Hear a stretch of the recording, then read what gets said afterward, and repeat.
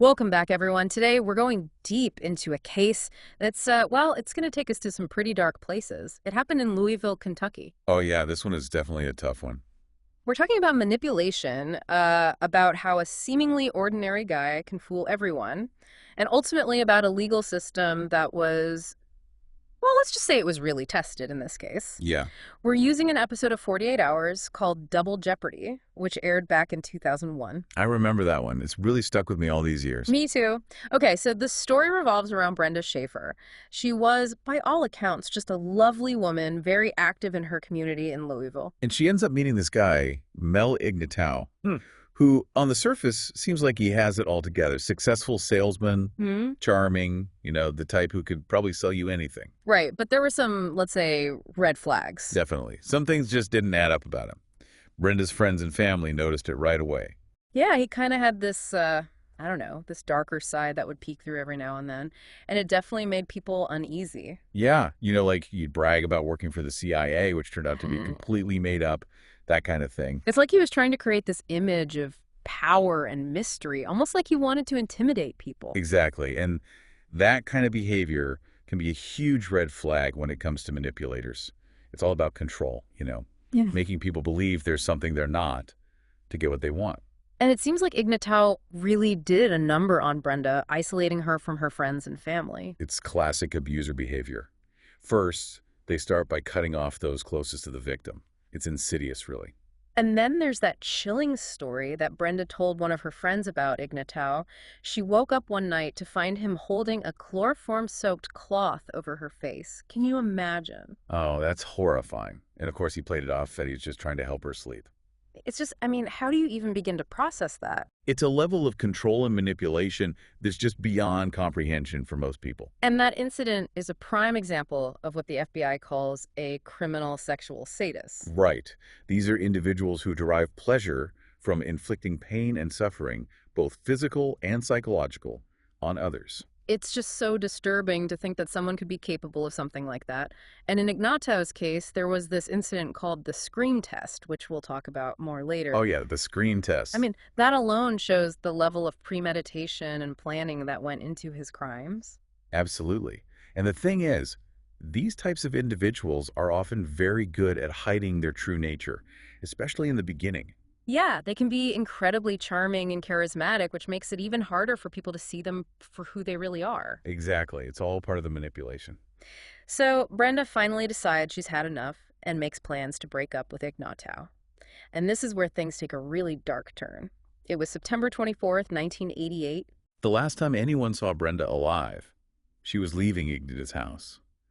Later that night, her car was found abandoned, and everyone knew something was terribly wrong. And Ignato, well, let's just say his reaction to Brenda's disappearance was anything but normal. Instead of being worried or concerned, he put on this whole act of being devastated and heartbroken. It was all so fake. And he came up with this incredibly complicated alibi that took the police weeks to unravel. And on top of that, he immediately started trying to claim all of Brenda's belongings, her car, her stocks, everything. It was like he was already treating her as if she was gone and he was entitled to everything. Like it was all just an inconvenience to him. It's a chilling example of how these individuals view other people as objects to be used and manipulated for their own gain. There's a complete lack of empathy. So, with Ignato playing these mind games, the police knew they needed to get creative. Brenda's brother, Tom, agreed to wear a wire during a meeting with Ignato, hoping to get him to slip up and say something incriminating. A risky move, but they were desperate for any kind of lead. Right, but even with Tom wearing a wire, Ignato wouldn't budge. All he talked about was getting his hands on Brenda's stuff. It's like the possibility that he might have murdered his girlfriend was just a minor annoyance to him. His focus was solely on those possessions. And get this, Ignato was actually loving all the media attention. Oh yeah, he was practically basking in the spotlight. He even volunteered to testify in front of a federal grand jury. He was so arrogant, so convinced that he could outsmart everyone. That narcissism is a common trait in these types of offenders. They have this inflated sense of self-importance and believe they are above the law. So on October 16th, 1989, he walks into that grand jury room and spends hours denying any involvement in Brenda's disappearance. But there's one tiny detail he let slip, almost as an afterthought. He mentioned the name Marianne Shore, a former girlfriend. And that seemingly insignificant detail, well, it would end up changing everything. Sometimes it's those little things, those seemingly unimportant details, that crack a case wide open. And for the investigators, this was the break they had been desperately waiting for. They knew right away that this Marianne Shore, she held the key to the whole thing. Yeah, they figured she knew more than she was letting on, that's for sure. Right, but the question was how to get her to talk. She was terrified of Ignato. Well, yeah, I can't say I blame her. Of course not. But the investigators, they had to walk this fine line, you know? They had to assure her safety while also, like, really laying down the law. It was Detective Wesley, the lead on the case, who finally got through to her. Oh, yeah. What did he say? He told her point blank, "He will kill you. You're a dead woman." Whoa. That's intense. Yeah, heavy stuff. But it worked. Well, they ended up bringing Shore in to testify before the grand jury. At first, she was sticking to her story, saying she barely even knew Brenda. But then she just kind of lost it. She let slip that she knew more than she'd been saying. She ran out of the room. That's when they knew they had her. Yep. They offered her a deal, testify against Ignato, and lead them to Brenda's body, and they'd give her a lesser charge. So after more than a year of searching, did she take the deal? She did. It was her lawyer who broke the news. What did he say? What if she knows where the body is? Man, those words must have been like a punch to the gut. I mean, it was what they were hoping for, but also, just devastating to finally have that confirmation. Yeah. And so on January 10th, 1990, Marianne Shore led investigators to this wooded area behind the house she was renting. And that's where they found Brenda. Yeah. Her remains were in this small duffel bag, all tied up with these intricate knots.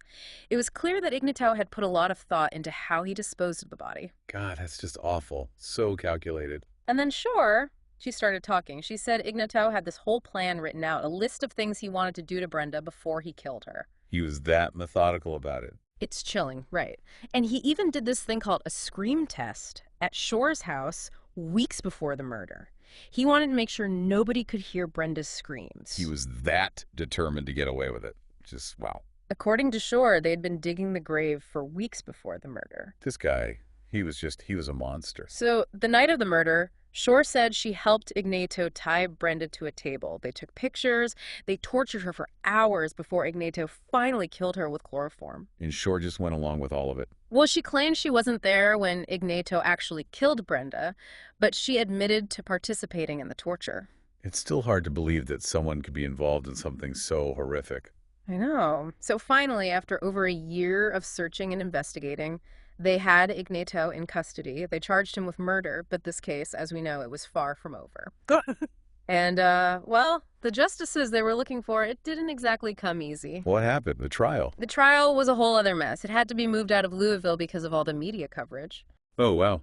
Where did it end up? Covington, Kentucky. Okay. And they had this prosecutor, Ernie Jasmine. Huh. Ignato, he had this really slick defense attorney named Charlie Ricketts. I see. So it was, kind of a battle of legal minds? Yeah, and they had totally different styles, too. Jasmine, he was like, really by the book, Yeah. But Ricketts, he was like a showman, always playing to the jury. Yeah. It made for a pretty dramatic trial. So what was the prosecution's strategy? I mean, they didn't have any physical evidence linking Ignato to the murder, right? No, it was all circumstantial. They were relying heavily on Forrest's testimony and that tape recording of Ignato talking about the burial site. Right. The one where he said they'd have to dig 8 feet down? Yeah, that's the one.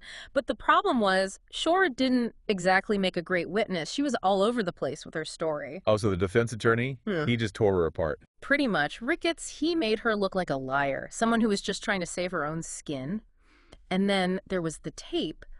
The word that Ignato used, when he was talking about what they'd find if they dug up the lot, it sounded like he was saying safe, but the prosecution was arguing, he said site, like he was referring to the burial site. Oh, wow, that's tricky. Yeah, and the jury, they weren't convinced. They deliberated for 2 hours? And then they came back with a verdict of not guilty. Oh, my God. Are you serious? It was chaos in the courtroom. Brenda's family was just devastated. And Ignato, he was smiling like he'd just won the lottery or something. It was sickening. So he just walked away? Yeah. After everything? Well, they couldn't try him again for murder because of double jeopardy. Right. But what about perjury? He lied under oath to the grand jury, right? Yeah, so that's what they went after. But to get a perjury conviction, they needed more than just Shore's word. They had to find those photos, the ones that Shore said showed Ignato abusing Brenda. Hmm. They searched Ignato's house top to bottom twice, but they couldn't find anything. So frustrated. They're so close. I know, right? But then, get this, a few months later, the people who bought Ignato's old house, they were having the carpet replaced. And the carpet guys, they found this bag hidden under the padding. Inside, there was jewelry and some film canisters. No way. Yeah. And guess what? The jewelry belonged to Brenda and the film. It was those missing photos of Ignato abusing her. What are the odds? Hey. Crazy. So they finally had him. Yeah, they finally had enough to charge him with perjury. But even then, he never admitted any wrongdoing. At his sentencing, they gave him 9 years. 9 years, that's it. I know. Just doesn't seem like enough, does it? And you know what? As they were leading him away, Ignato was smiling. No remorse whatsoever. It's like he thought he'd gotten away with it. It's chilling. I mean, in this case, it really makes you think. You know, it shows how easily someone can manipulate people and the system. Yeah. And it highlights the limits of the law, you know? Sometimes, even when you know someone is guilty, you just can't get the justice you're looking for. And the impact on the victims and their families, it's immeasurable. It makes you wonder if there's ever really any closure in a case like this. That's a good question. I don't know. Well, that's the story of Brenda Schaefer and Mel Ignato. It's one that I think will stay with us for a long time. Absolutely. Thanks for joining us on this deep dive. Until next time.